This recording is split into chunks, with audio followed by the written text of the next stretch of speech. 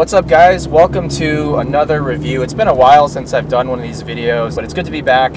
This is Justin here. This is his 2018 Mazda Miata. More specifically, it's an ND1. So the 2018 is the very last year that Mazda made the Miata with the 2-liter 155 horsepower motor, pretty much directly from the Mazda 3, just turned, longitudinally. It's funny because when the ND first came out, I reviewed a non-RF version of this car. It was a 2016 Club, and I loved the car. I compared it to an S2000, had a blast driving on this very same road. I praised the chassis, the handling, the brakes, the steering, the shifter, everything, except my very specific comment was, I wish it had 180 horsepower and 7,500 RPM redline. And guess what? A year later, they announced the updated model, and that came with 7,500 RPMs and 181 horsepower.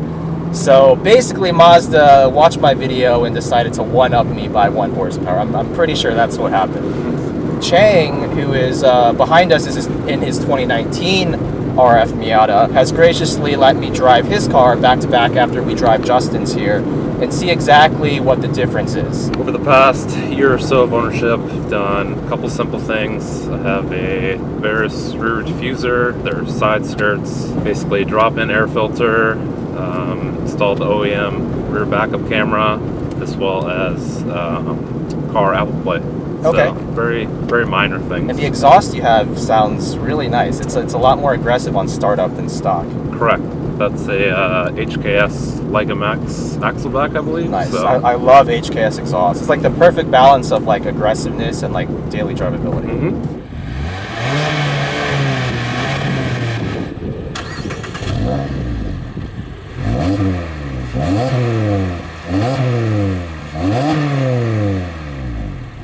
And so this being a club package, it comes with the Bilstein suspension, right? Correct. And you've also optioned for the Brembo BBS package. So you have the bigger Brembo brakes, and you have the BBS wheels, which I was surprised to see actually has BBS center caps on them, which you don't typically see from OEM wheels. Let's start pushing this car a little bit and remind ourselves why this car has a really enjoyable chassis, but maybe it's a little bit lacking in the engine department.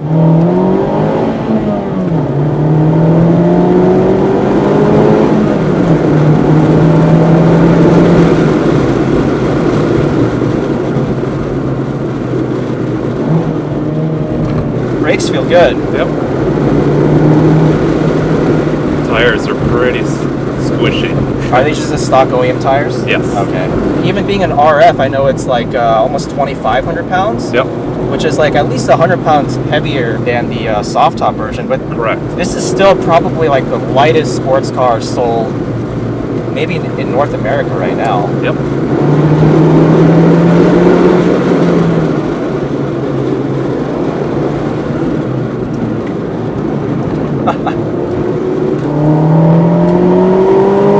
There's 6,500 RPMs. Flick it into this corner.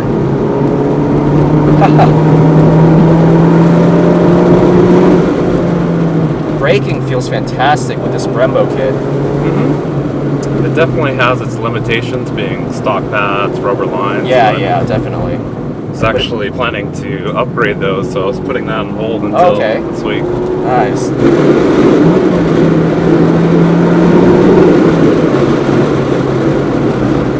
The suspension is very interesting. I know it's Bilstein suspension, so it should be, pretty sporty. But when you drive it around just like normally on the street, on the freeway, it feels pretty stiff, kind of bouncy. Not the most comfortable thing in the world. Right. But then when you really start pushing it, either in the canyons or on the racetrack, it just feels really soft, like you feel a lot of body roll. So it's almost like the exact opposite of what you'd expect from a sports car.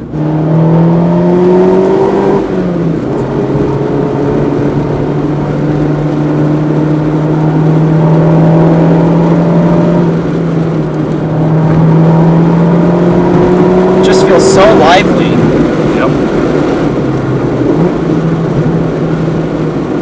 But back to the elephant in the room, I guess, or the tiny elephant in the room, which is this engine. This car was originally designed around the 1.5 liter inline four, which makes a little bit less power than this. But then because, Americans always want the bigger motors with more power, Mazda made a very last-minute decision in the ND1 to give it a 2-liter higher horsepower motor. So they didn't want to develop an engine from scratch or tune one of their existing engines. They just wanted an easy drop-in solution. So they just picked the Mazda 3 motor at the time. That being said, this engine's extremely effective at what it does. And that is to basically move an extremely light car at a reasonable rate. I mean, a lot of the straight line performance tests that have been done on this car put this slightly ahead, or at least on par with the Subaru BRZ and Scion FRS, which, as most of you guys know, is a 200 horsepower engine. I know you mentioned earlier you actually raced spec Miata, which is freaking awesome. So how do you like this car compared to those? Obviously, it's kind of apples and oranges because it's race car versus street car, but overall, what do you think?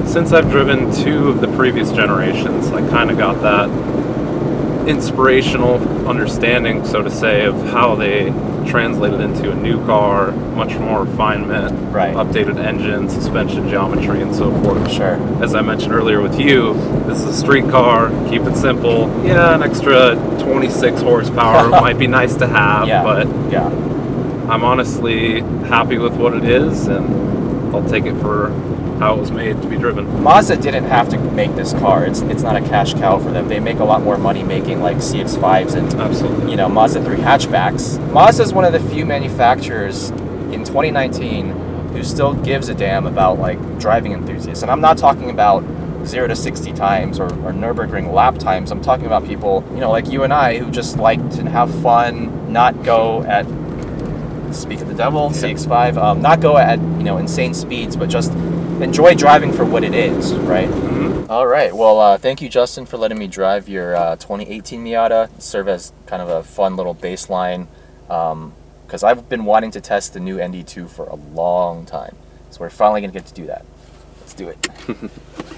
All right, guys, this is Cheng here. He's actually a former coworker of mine, so we know each other pretty well, and I actually helped him kind of go through the car buying process when he was looking to get his first manual car. So this is his 2019 MX5. It's the RF model, and of course it's the ND2, so it has the 181 horsepower engine. So tell me a little bit about why you decided to go with this car. Went like test driving for like the BRZ and the FRS. Yes. And then I test drove the Miata. Only the Miata like put really a smile on my face. Yeah. Which is interesting because a lot of people prefer the BRZ FRS to this car, but let's not go into that too much. I have my thoughts on that. Again, when I drove the first gen ND1 Miata, I came away just not loving the engine. Everything else about the car was pretty fantastic. But let's see if this updated ND2 really lives up to the hype. This is also a club package, trim level, by the way. So it has the Bilstein suspension, just like Justin's car. It does not have the Brembo BBS package, although it does have, I believe, the same tire size and tire compound as Justin's car. Before we start pushing it here, let's talk about what tweaks Mazda actually made to make this engine more free revving and a little bit more powerful. It's still the 2-liter Skyactiv engine out of the Mazda 3, only they kind of hot rodded it up. So it has updated intake and exhaust valves. It has lighter pistons and connecting rods. It has a bigger throttle body. It has a different fuel injection system, I believe, and a stronger crankshaft. They raised the RPM, the red line, by 700 RPM, so it's 7,500 instead of 6,800, and now it makes peak power of 181 horsepower at 7,000 RPMs instead of like 6,000 or so. And it makes peak torque, which is almost identical to the old engine, but it makes it at a lower RPM. So not only is it more free revving and higher revving, it also should feel a little bit quicker in the mid-range as well.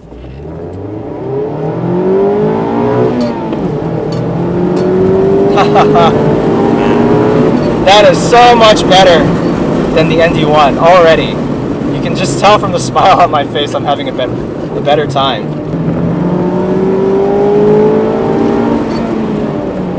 The engine just breathes so much better.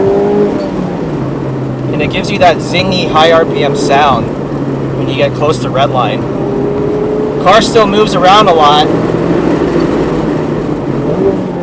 Oh man, oh my gosh, this engine is just This is what this car has been missing all this time. I hate to say it, but it kind of reminds me of an S2000 engine.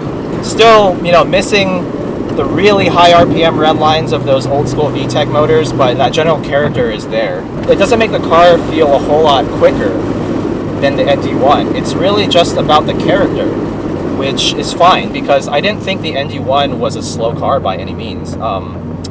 You know, 155 horsepower sounds like nothing nowadays, but because the car is so light and that engine makes pretty good torque all around, the car still feels pretty quick. And this car feels about the same. The mid-range feels very similar.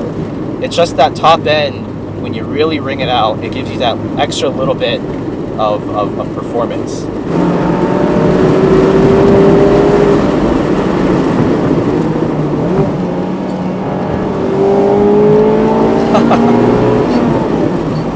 I can still floor it pretty much everywhere though. It's still not a fast car. Like, the spirit is there now. Lightweight, rear-wheel drive, manual transmission, roadster. Has a high revving, naturally aspirated engine. That's like a classic formula. It's tried and true. If you can deliver on all those things as a manufacturer, you pretty much have a true, like, enthusiast driver's car, and that's exactly what this has become now. Guys, this is going back to my early YouTube channel days. Back in, like, what was it, 2015 or something, when I used to just wear this goofy thing on my head. I want to do it again just to give you guys a POV view of driving this car. Yes, it looks ridiculous. But you know what? I am here for it. Here we go.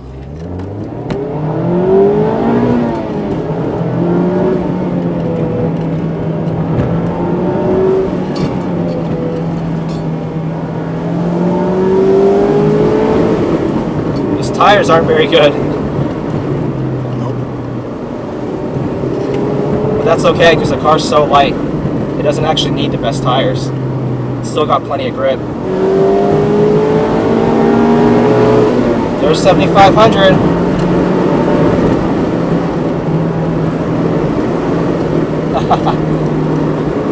I'm gonna take this thing off because I feel ridiculous. Yeah, this car's awesome.